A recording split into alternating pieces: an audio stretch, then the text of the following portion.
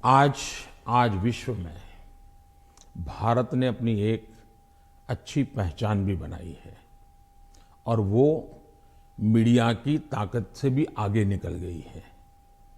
अब जहाँ तक मीडिया का सवाल है, वो क्यों ऐसा करते हैं, किसके कारण करते हैं, किसके लिए करते हैं, किसके कहने से करते हैं, किसके दबाव में करते हैं, ऐसे विषयों पर मेरा टिप्पणी करना उचित नहीं है। लेकिन मेरा इतनी समझ जरूर है कि मीडिया वर्ल्ड में भी एक बहुत बड़ा कंपटीशन है। उनको भी टिकने के लिए, अपने व्यापारिक हितों के लिए भी बहुत जिद्दोजहद करनी पड़ रही है। वो भी एक एलिमेंट है, मीडिया की कुछ मजबूरियां भी हैं उनकी। इस सब के बावजूद भी हमारी बात दुनिया में पहुंची है, इन्हीं लोगों के माध्यम से पहुंची है, क्योंकि अच्छे लोग भी हैं, नहीं ऐसा नहीं है। जहां तक विदेश का मीडिया का कुछ सवाल है, दुनिया में मैंने देखा है कि कोई ही देश होगा, रेयर एक्सेप्शन, मैं भारत की बात नहीं कर रहा हूं, मैं बाहर की बात कर रहा हूं, कि जहां का मीडिया अपने देश के हितों के खिलाफ कुछ करता हो। कभी नहीं करते। तो कभी कभी ये मीडिया हाउस भी उनके देश के हितों के लिए भी, देशों के बीच की जो स्पर्धा होती है, तो एक लाइन ड्रॉ करते हैं। तो उनकी एक अपनी दुनिया है, चलने दीजिए। लेकिन आप देखिए क्या कारण है कि आज सबसे ज्यादा एफडीआई है भारत में। क्या कारण है? सबसे ज्यादा एफआईआई है। क्या कारण है इतना निवेश आ रहा है? क्या कारण है कि जब आयुष्मान कोरोना आया, दुनिया के 150 के करीब देश भारत की दवाई के लिए, मुझे लगातार हिंदुस्तान, दुनिया के मैक्सिमम लोगों ने मुझ पर टेलीफोन करके दवाइयाँ मांगी होगी। तो भारत की प्रतिष्ठा है तभी तो कर रहे हैं। और इसलिए ये जो हम 24 घंटे हेडलाइन के भरोसे राजनीति करते हैं, उनकी मजबूरियां होगी। मैं तो दुनिया के लोगों के सामने सत्य लेकर के जाता हूं, सच्चाई पहुंचा के रहता हूं और दुनिया को भारत की तरफ आकर्षित कर रहा हूं। और पीएलआई इसके अभी अभी हम लाए, कितना बड़ा रिस्पांस मिल रहा है जी, कितना समर्थन मिल रहा है। समाजवाद के बारे में आपने कहा कि जो समाजवादी पार्टी है ये फेक सोशलिस्ट हैं, नकली सोशलिस्ट हैं। तो समाजवादी है कौन फिर उत्तर प्रदेश में? क्योंकि अर्थशास्त्री कहते हैं कि बीजेपी जो है वो पहले इकोनॉमिक पॉलिसीज में राइटिस्ट थी, फिर वो सेंट्रिस्ट हो गई, अब वही समाजवाद बन गए हैं। पहली बात है, भारतीय जनता पार्टी जनसंघ के जमाने से हमारी आर्थिक सिद्धांतों की चर्चा आप सुनोगे तो यही रही है कि हम देश की जनता पे भरोसा करते हैं, देश की जनता के सामर्थ्य पे भरोसा करते हैं। सरकार की नीतियां उनको अवसर देने वाली होनी चाहिए और हम वो नीतियां बना रहे हैं कि उनको सबसे ज़्यादा अवसर मिले। दूसरी बात है, हमारा मत है, government has no business to do a business. अब ये कहाँ समाजवाद के साथ बैठता है? ये तो समाजवाद के खिलाफ है।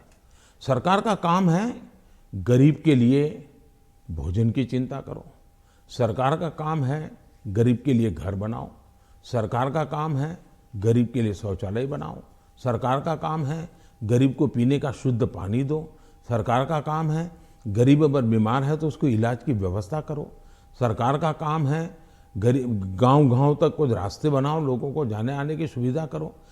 सरकार का काम है कि हमारा देश का एग्रीकल्चर ताकत जो है विश्व के बाजार में कैसे पहुंचे, इसके लिए कुछ व्यवस्था करो। छोटे किसान, उसको दरकिनार किया गया, उसकी चिंता करो। और मेरी प्राथमिकता यही है, मुझे लोगों को घर देना है, मुझे गरीबों को शौचालय देना है, मुझे गरीबों को धुएं से मुक्त करना है, मुझे गरीबों को घर में शुद्ध पीने का पानी पहुंचाना है, मुझे गरीब के बच्चों को पढ़ाना है। अगर कोई इसको समाजवाद कहता है तो मुझे ये समाजवाद मंजूर है। तो वो क्योंकि मैं समाज के लिए हूं। लेकिन मैं जो चर्चा करता हूं नकली समाजवाद, वो ये है, ये पूरी तरह परिवारवाद है। लोहिया जी का परिवार कहीं नजर आता है क्या? वो भी तो समाजवादी थे। जॉर्ज फर्नांडिस का परिवार नजर आता है क्या? वो भी समाजवाद थे। नीतीश बाबू हमारे साथ काम कर रहे हैं, वो भी तो समाजवादी हैं। परिवार कहीं नजर आता है क्या? ये समाजवादी लोग हैं। लेकिन ये लोग देखिए, पूरा परिवार, मुझे एक बार किसी ने चिट्ठी भेजी थी, मैं तो भूल गया आज। उन्होंने कहा कि इनके परिवार से, ये सपा जो है उत्तर प्रदेश का, 45 लोग ऐसे थे जो किसी न किसी पद पर थे। एक ही फैमिली के 45 लोग। और किसी और ने मुझे कहा कि उनके पूरे परिवार में 25 साल की उम्र के करीब करीब सभी व्यक्ति को चुनाव लड़ने का मौका दिया गया है।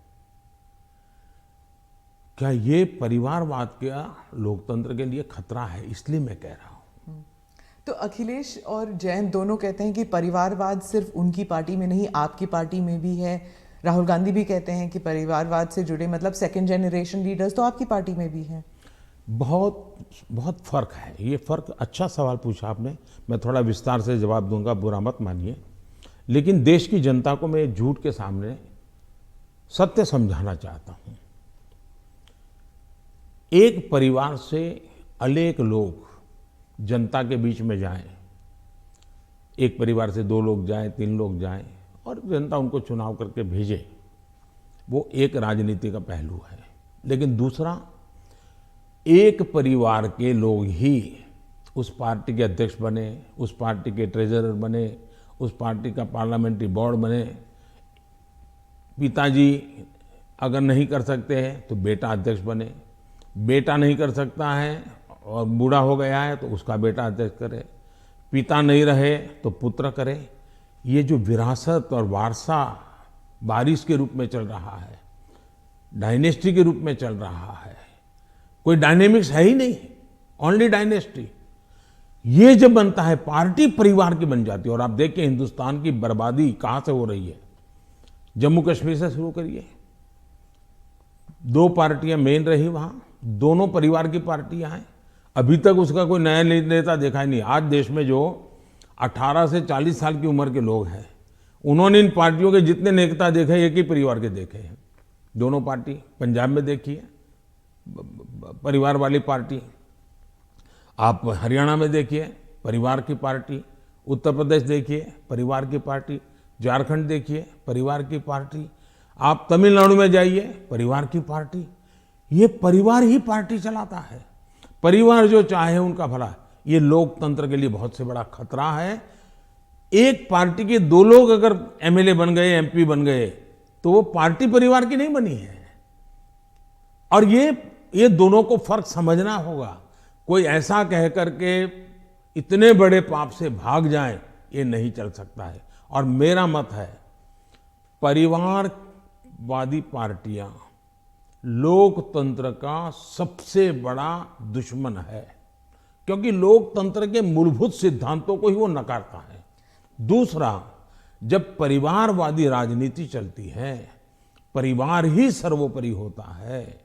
परिवार को बचाओ, पार्टी बचे या न बचे, परिवार को बचाओ, देश बचे या न बचे, ये जब होता है तब सबसे पहले कैजुअलिटी कौन सी होती है? परिवारवादी राजनीति में कैजुअलिटी कौन सी होती है? बेटा जैसा भी होगा लेकिन वही अगला अध्यक्ष बनेगा। तब सबसे बड़ी कैजुअलिटी टैलेंट की होती है। और सार्वजनिक जीवन में जितनी ज्यादा अधिक टैलेंट आए बहुत जरूरी है। इसलिए राजनीतिक दलों का लोकतांत्रिकरण ये बहुत आवश्यक है। परिवारवादी पार्टियां नए अच्छे नौजवानों को राजनीति से आने से रोकते हैं। मान लीजिए कोई नौजवान है जिसको भारतीय जनता पार्टी में नहीं जाना है, लेकिन बाकी कहीं पर उसको जगह ही नहीं है, कहां जाएगा? क्योंकि बाकी में तो है भाई, उसके परिवार का मैं नहीं हूं, तो थोड़े दिन तो मेरा उपयोग होगा, बाद में मुझे फेंक देंगे। मैं उनके काम आऊंगा तब तो चलूंगा, लेकिन मैं राज्य की भलाई के लिए काम करूंगा तो मैं नहीं चलूंगा। सब नौजवान डर रहे हैं सार्वजनिक जीवन में आने से। भारतीय जनता पार्टी को आ रहे हैं तो लोगों को लगता है कि भारतीय जनता पार्टी क्यों बढ़ रही है, क्योंकि लोकतांत्रिक तरीके